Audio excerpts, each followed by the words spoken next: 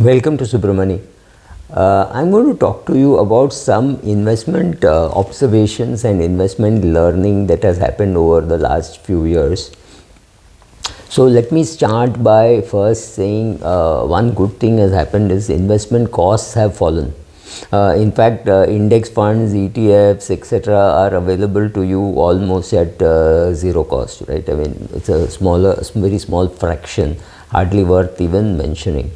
But the emotional costs of investing have not gone down at all. In fact, if anything, they must have gone up. What is the emotional cost is being able to know what is happening in the market, etc. It's become more difficult. Make no mistake, then the financial media size has increased, but they inundate you with so many headlines which you have absolutely no ability to grasp, right? Just too much of data, too much of information, too much of things with which you do not know how to react, right? Somebody comes and tells you this is happening in Taiwan, that is happening in China. There is no way how you can react in your portfolio, and there is nothing to be done. If you have put in one fund which invests in Taiwan and China and Japan, and and the fund manager takes a call where to invest, after that you are done. You don't have to do anything. But the emotional cost of high stress and wondering what to do and when to remove, and also the fact that so much of data, information and articles are available, people think now I'm in control of my portfolio. And then one mistake, okay, on a portfolio of say 20 crores, you make one mistake of 3 crores and that's it.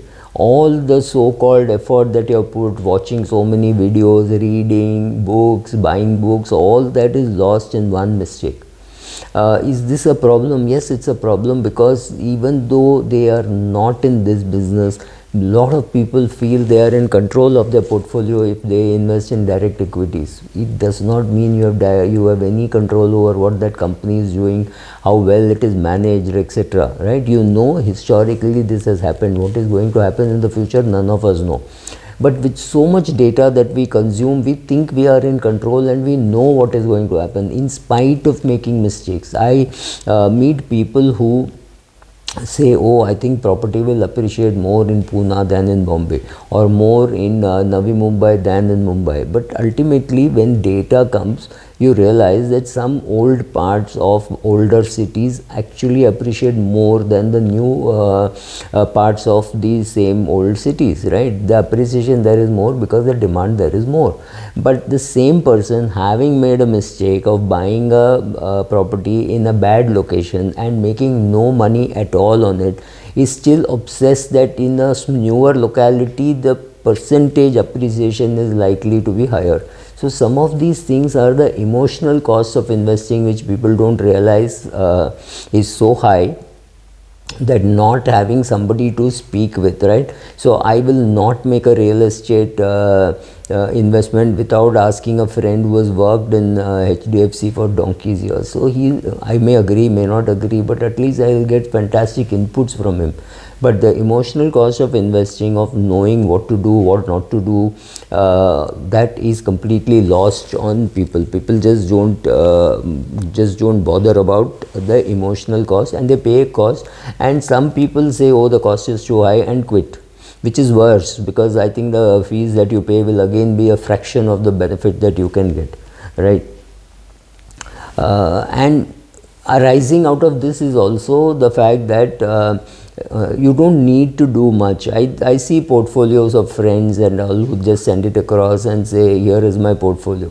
Amount invested 6 crores. What is it worth today? 21 crores. So 15 crores is what has been the appreciation. This is investment made over long periods of time, and suddenly when they look at 20 crores, they can't believe it themselves that they have 20 crores.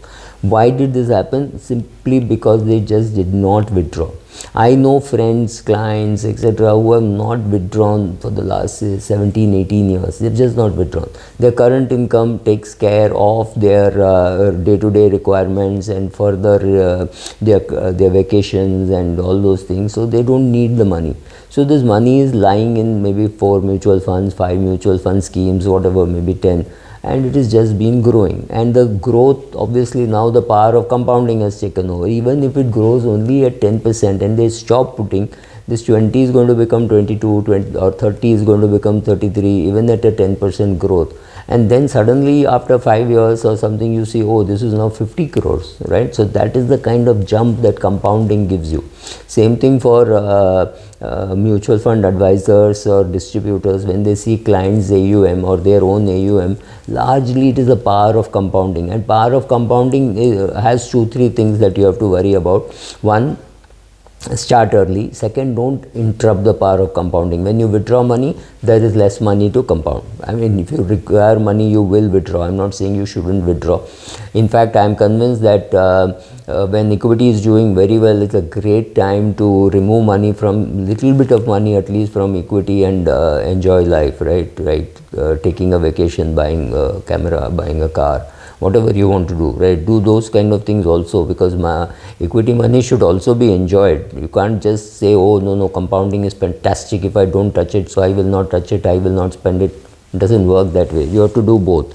So it's very important that you avoid catastrophic mistakes. Don't make huge mistakes. Don't touch balls outside the off swing. That's it. After a particular level of AUM, all you need is to just sit tight doing nothing, and your money keeps growing. Yes, some bad choice of schemes could be there, but some great choice of schemes could also be there. So suddenly when you read an article saying this fund did very well and got 47% return, you realize that your 1 crore has become 1.5 crores, or even better, your 5 crores has become something like 7 crores. That kind of jump you get because you chose a right fund and decided to put a big chunk of your money, and not a small, oh, I put 10 lakhs in that fund that has become 12 lakhs, 13 lakhs, 14 lakhs. Doesn't really work as good as a 1 crore becoming 1.5 crores, right? 10 lakhs becoming 15 lakhs is good, but if you had put more, obviously it will be a bigger number.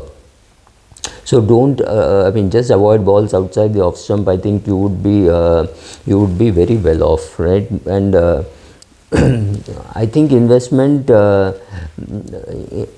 investment mistakes happen because of watching too much TV and watching YouTube videos, not including Subramani, but and reading stuff and not being able to know how to use it, right?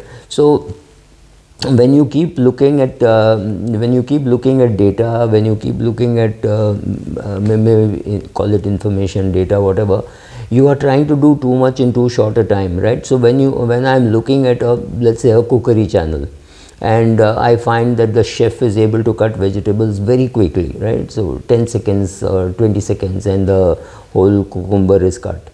Why should it become an obsession for me? He is trying to impress people. He needs more viewers. He needs more people to come to his restaurant.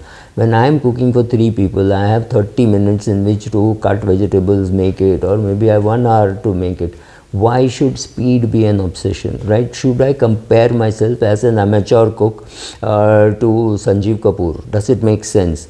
If I play cricket in the weekends, do I compare myself to Sachin Tendulkar? Do I compare myself to Virat Kohli or Shubman Gill? To take a more recent example, do I need to do that? The answer is no. So similarly, can you be a weekend investor or willing to spend 1 hour a week or 2 hours a week and think you will become as good a businessman as Mukesh Ambani or Gautam Adani or Warren Buffett or a fund manager like Naren? No, you're not going to become. So don't keep comparing yourself to them. Pay them some money and they'll manage your money for you, right? Can you employ a Naren as a full-time employee for yourself? Can you employ a Mukesh Ambani? Can you employ a Birla? Can you employ any MNC, HUL as your employees? The answer is no. But you give a fee, maybe 1%, maybe 0.25%, 1.25%, whatever. And all these people are willing to work for you through your portfolio, right? So once that can happen, why would you want to be so obsessed about buying individual shares? Just stick to one fund and that may be also good, right? So don't try to compare yourself to fund managers and say, oh, I think I'm in better control if I buy direct equity rather than in mutual funds. You're not. Stop kidding yourself. There is one more problem which I see, that when your money is growing, it is not visible. It is growing very slowly. So somebody who has put say 6 crores over 15 years, 16, 17 years, realizes he has put 6 crores, but that has become 20 crores, right? So it's done a fantastic job. Now the problem is that 6 crore to 20 crore, 14 crore appreciation is not visible, because it did not happen overnight. It happened over 14 years. And it happened very slowly. Now once you reach the 20 crore mark, the growth will be faster. Your contribution also may be increasing, but definitely the growth will be faster, simply because the base effect comes into play. Even 10% jump at 20 crores means a 2 crore addition to your portfolio, or a 3 crore addition to your portfolio if your folio is 30 crores. Right? So these kind of things happen, but the fall will be sudden. So if there is a 10% fall tomorrow in the portfolio, that 20 crores will become 18, and that 2 crores will be a point of discussion for a long period of time. Could I have just removed some money from equity and put it in debt? Would you have done it? How much would have you done it? And then if the market didn't come down, what would have happened? Right? These are all questions which people don't like to answer. So too much information, not knowing what to do, those are some of the problems that that you have to grapple with. Another thing is the amount of the cushion that you leave. Suppose you need 2 crores for your daughter's education. And you have kept money separately in some debt fund, guilt fund, etc., which you are going to remove after 2 years or after 1 year. And in the meanwhile, the equity portion is still increasing at a very good pace. But just at the time of her admission, when you needed the money, the equity market has fallen, and you had 1 crore 70 lakhs, 1 crore 80 lakhs lying there, and you knew you require only 50 lakhs. The fact that you left a cushion, room for error, things going wrong, that the cost goes up, that something like that happens, or you did not factor in some searching for housing, brokerage fees, you did not provide. Now suddenly there is money for all that. So giving yourself some room for error. It's something like if I have to reach Pune at 4 p.m. and I know it will take 2 hours, of course I can leave at 2.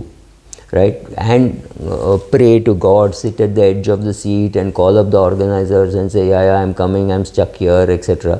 But if I were to leave at say 10 o'clock and decide to have lunch with the organizers or somebody very comfortably at 2 o'clock or 2:30, and then know that I've got that, leaving that room for error, leaving that cushion is very, very useful, and it dramatically reduces stress. Nothing that the investment advisor can do can reduce stress the way you can by leaving a bigger margin, right? Many times the best advice is not to do anything. Just don't do anything. Leave it as it is and your money will grow. Take term insurance. Make sure that you're making the payment regularly. So if I asked you to invest in term insurance, right, so which is more an expense, and next 30 years you don't do anything, and I also don't tell you that, oh, have you paid the term insurance premium? That's just a courtesy.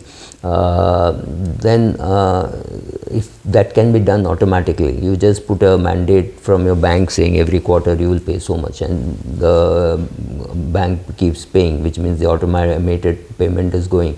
That's all you need to do. You don't need to re-look at your insurance. Maybe at some stage after 20 years you say, oh, the kids have grown up, there's enough money. You can throw away the policy.